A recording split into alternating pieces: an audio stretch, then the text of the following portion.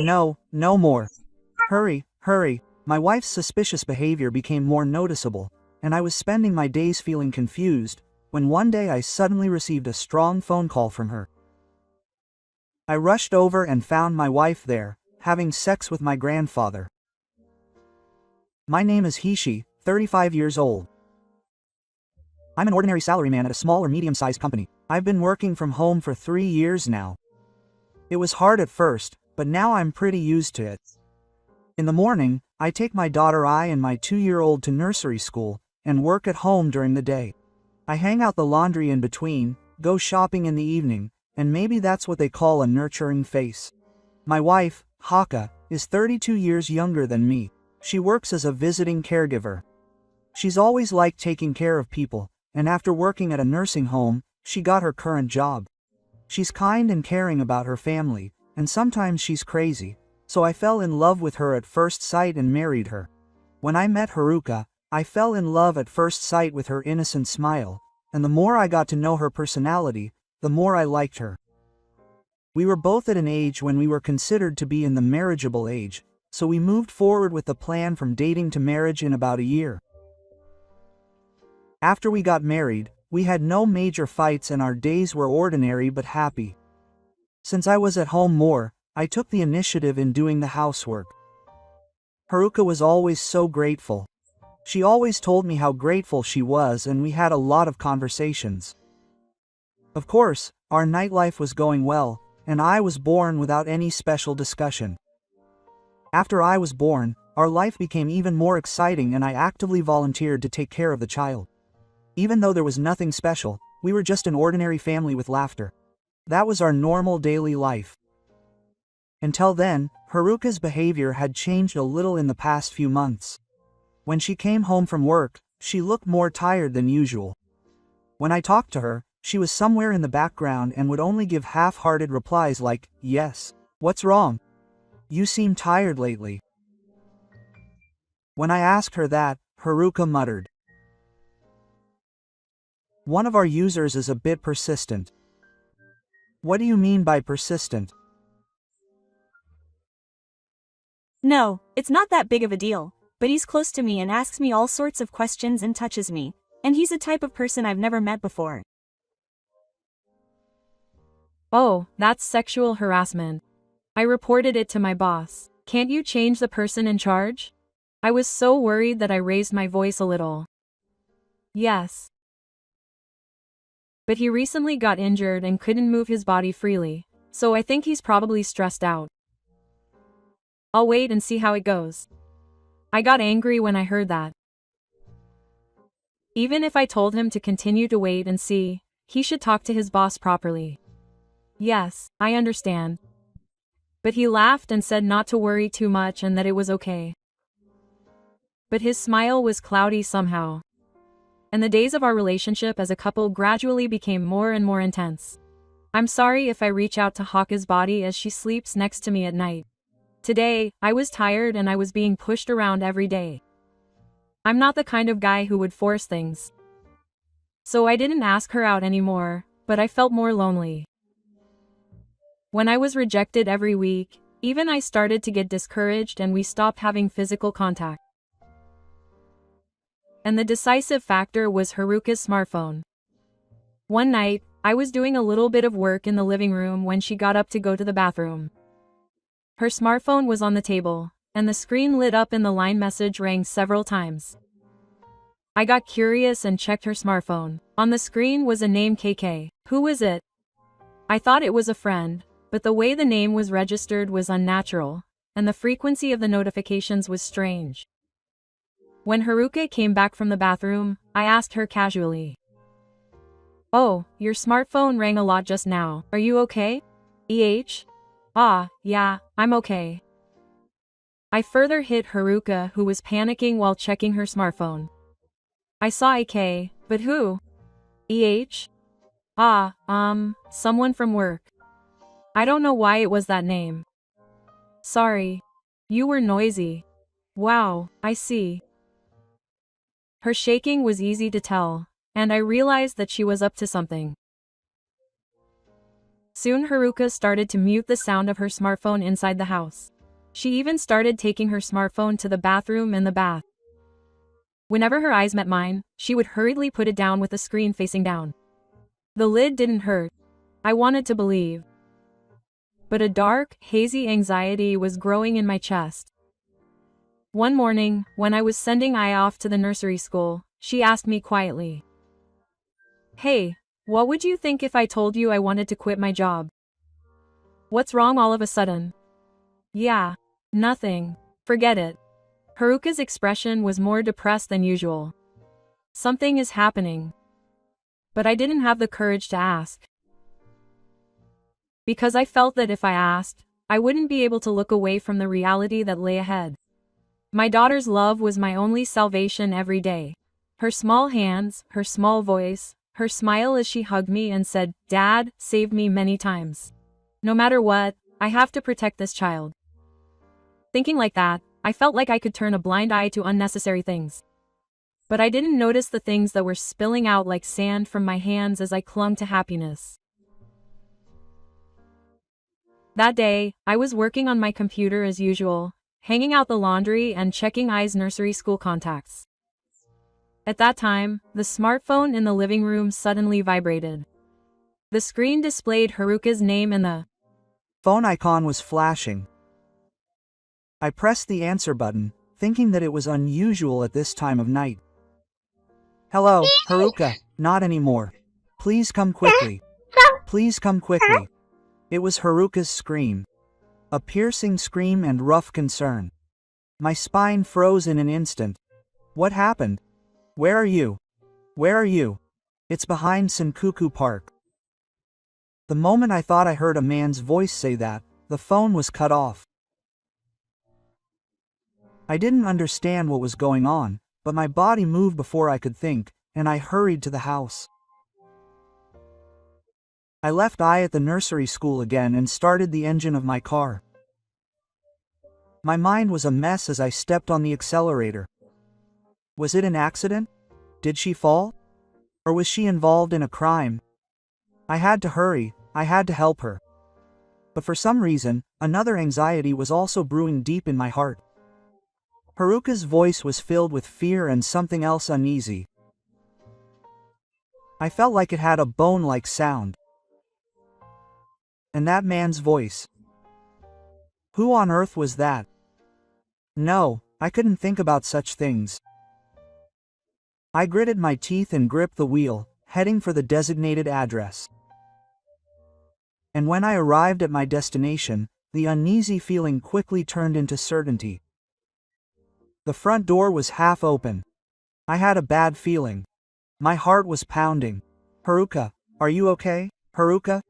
I called out as I went inside, but I heard no reply. In the dimly lit hallway, a strange smell from the extinguished light bulb hit my nose. At the back of the living room, the door to the bedroom was open. At this point, I somehow calmed down and stepped quietly but surely into the other side. As I listened to the sound of my heart beating, the next moment, a scene beyond my imagination jumped into my field of vision. On the bed, a naked man and woman were entangled in the messy sheets. No, the man was clearly older. His skin was covered in dandruff and his hair was mixed with gray. He was a client of the home care service that Kobayashi and Haruka were in charge of. And the woman was Ka. She was covered in sweat and held in Kobayashi's arms. Her face was still filled with residual pleasure and her eyes were glassy. "Stop. But it feels good." No, I can't take it anymore. Yeah. "Can I stop?" "Yeah. What's up? Hey." No, don't stop." The repeated words were so intense that they even had me in a state of madness. I couldn't move.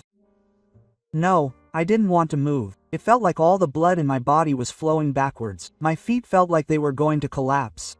At that moment, Kobayashi looked my way. And then he laughed in a similar way. "Oh, it's your husband. Haha. Your woman is crazy about me." Emmy was full of sadism. It was an insult itself. "Yeah. Come on, let your husband see that naughty face. Let him know that my body has become one that can only be satisfied by this old man. Yeah, hey, what's wrong? Go ahead. Oh, Hiroshi. Oh, I was just messing around at first. This girl is pretty transparent. See? Even now, her husband is watching her, and her body won't move. She can't resist her desires anymore. She's a typical woman. Hold on. Those words were leaking from her own mouth. But Kobayashi continued triumphantly. You can't satisfy me. Neither my body nor my mind. I'm a veteran. It seems you can't resist this mature couple's techniques. You didn't let go of your smartphone at home, did you? Oh, you were doing all of this on my orders. You didn't notice, did you? Kobayashi had started babbling away, and finally Haku was calming down. Ah, Hishi, huh? Why? A trembling voice. A blank look. At that moment, I realized it was all over.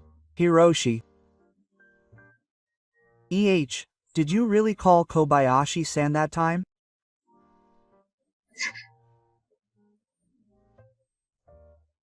Well, this was because I was nursing, and I didn't like it at first, but he was nice to me, and before I knew it, my body wanted it, and with that tearful face, Haruka started making excuses.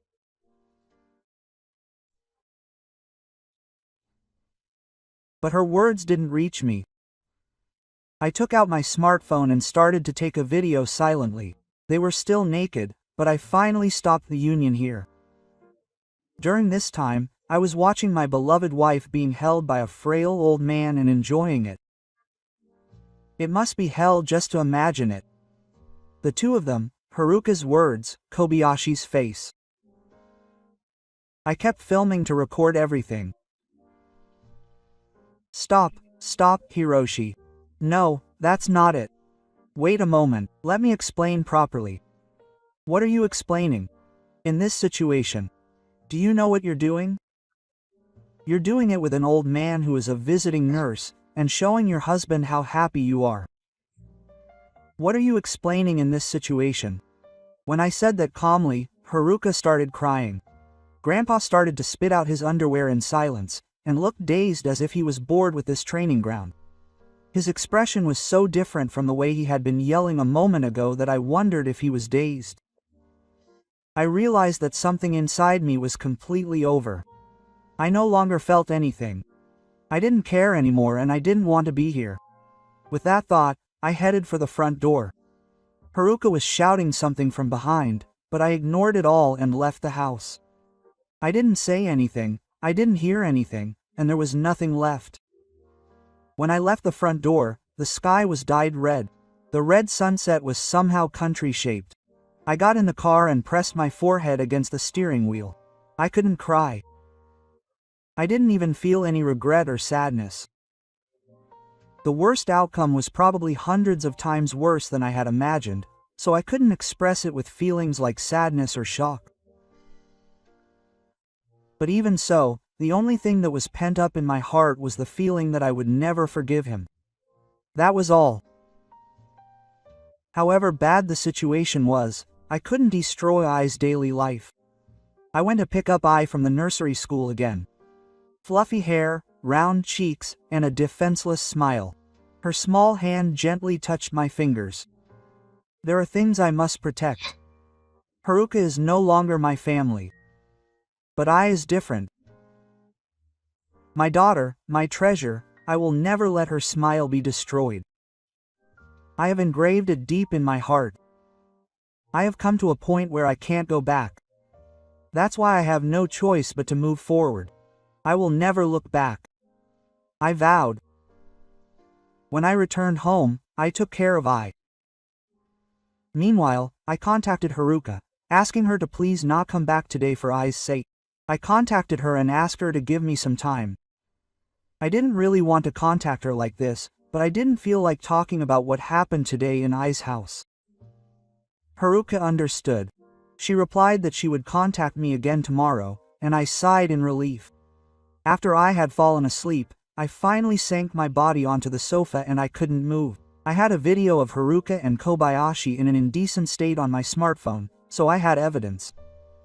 Now I can't get away with it. But even with that evidence, I still can't believe that scene. No, there was a part of me that didn't want to believe it, and my emotions were about to explode. But I can't just be sad. I have to think about the future. In order to protect Ai's peaceful daily life, I wanted to resolve this matter as soon as possible. I shook myself up and thought desperately all night about what to do next. When my brain stopped working, I looked at Ai's praying face. Just that was enough to give me strength. As long as I have this child, I'm fine. With that in mind, I headed to the law firm the next morning. It was before opening time, but I called and forced my way in as an emergency consultation. The woman at the reception desk looked surprised, but the chief of police responded immediately. This is shocking. The lawyer who watched the video showed a vivid George of an older man with his brows lowered and a young woman. The video of the finger ringing was conclusive evidence with no room for excuses.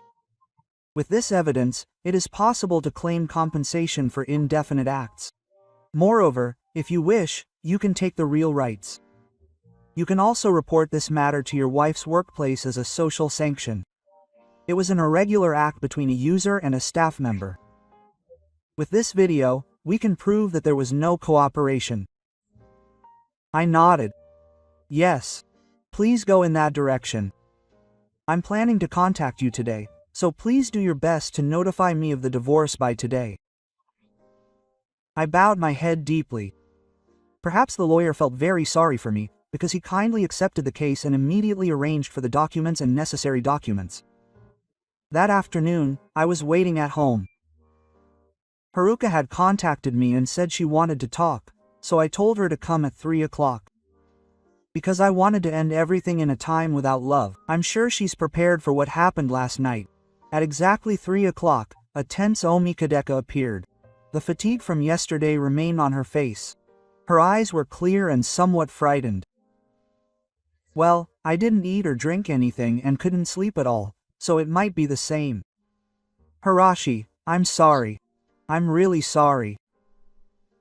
As soon as I entered the entrance, Haruka knelt down crying. I calmly looked down at the scene and headed to the living room. Haruka followed behind me. I put a piece of paper on the table. It's a divorce notice. I want you to sign it. The compensation is 5 million yen. Of course, I want you to give up your seriousness. Haruka looked up. Wait a minute. Please reconsider. Please. I can't trust you anymore. I've recorded everything that happened yesterday. Who wouldn't get divorced after seeing that scene? It's impossible. Even you can understand that. But I don't want to get divorced. I don't mind living separately, I'll do whatever you say. Please don't take my love away from me. No, I'm not taking my love away. You threw away me and my love. Instead, you chose that old man. That's not right. That guy is a little senile, so sometimes he doesn't know what he's doing. So I don't mean any harm, but you were the one who met that old man. When I played the ghost video on my smartphone, Haruka tried to take my smartphone away, yelling, "Stop it. Even if you quit, this is what happened yesterday. And I was just called by you. I question your nerve to say something to me in this situation. Well, that's why you got into such a deep relationship with this old man. You were in contact with him outside of work hours, weren't you? And that must have made you happy. That person, Kobayashi-san, was just a user at first. But he was kind to me and listened to my troubles, and before I knew it, he opened up again. I tried to support you by doing the housework and childcare as much as I could. Was that not enough? It's not. I've always been lonely. The workplace was tough, no one would listen to me, and Kobayashi-san was the only one who was running away. What you were looking for wasn't kindness. It was a place to escape from reality. And you ran away from reality. You ran away to that old man. So it was all your choice to divorce me and be separated from love. She quickly followed my words. Then, tears flowed, she looked down at the divorce papers on the desk. You can meet I. Even if you just meet her, even if you only have a glimpse, it's impossible. I'll be serious. You have no right to raise her if you're bored. And I don't want her to see you tainted. For now, it's absolutely impossible. I want you to understand my feelings. Silence continued. Gate Haruka took the document as if she had given up and signed it. Her hands were shaking. I can't prepare 5 million yen in compensation if I make her pay in installments. I'll negotiate the details through my lawyer. You don't need to say anything more. After taking back the signed document, I gently raised my head and looked at her. I felt a strange sensation, as if the face of Haka, whom I should have known for many years, was a different person, like a complete stranger. Haruka couldn't bear my gaze and looked around the room, as if she was trying to burn it into her eyes. Then she stared at the photo of the three of us, I, Haka, and me. So cute, even though it's my child. I also looked at the photo. The three of us, from when we were happy, were looking at me with unyielding smiles. Suddenly, I realized I was crying too. We can never go back to those days. We will never talk to each other again. When I thought that, various emotions flooded my mind and I couldn't stop crying. I'm sorry. I'm really sorry. I'm sorry. Haruka broke down in tears on the spot, and we both cried like children. I just couldn't keep crying forever, and when I calmed down a little, my phone rang. It was from Ai's nursery school. Well, I'm going now. You gather your valuables and leave with me. Don't come back here again. Okay. We both left the house and walked in different directions. I hurried to Ai's nursery school without looking back. That night I went to bed with my daughter. I looked up at my face anxiously. What about Mom? Mom is going to work far away for a while. I see. Are you coming back? I'm not sure yet.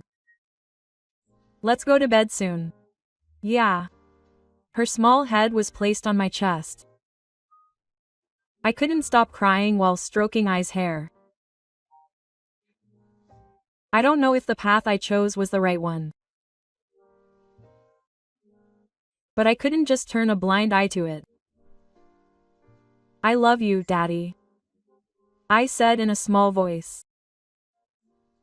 Something inside me melted at those words. Tears overflowed one after another. But strangely, I didn't feel sad. I held Ai tightly. From now on, we will live together. Even if I'm betrayed or lost, I have someone to protect. With that alone, I'm sure I can overcome it. A few months have passed since then. The seasons have changed, and when the green of the garland trees became dazzling, my life with my daughter Ai was finally returning to a peaceful daily life. I quit my previous company and now work from home as a freelancer. There aren't many projects yet, but the flexibility of my time has increased dramatically, so I can spend more time with Ai.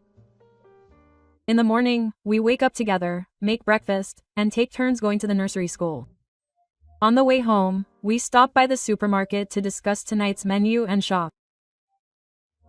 I was just happy to see those ordinary days. Dad, today the teacher praised you.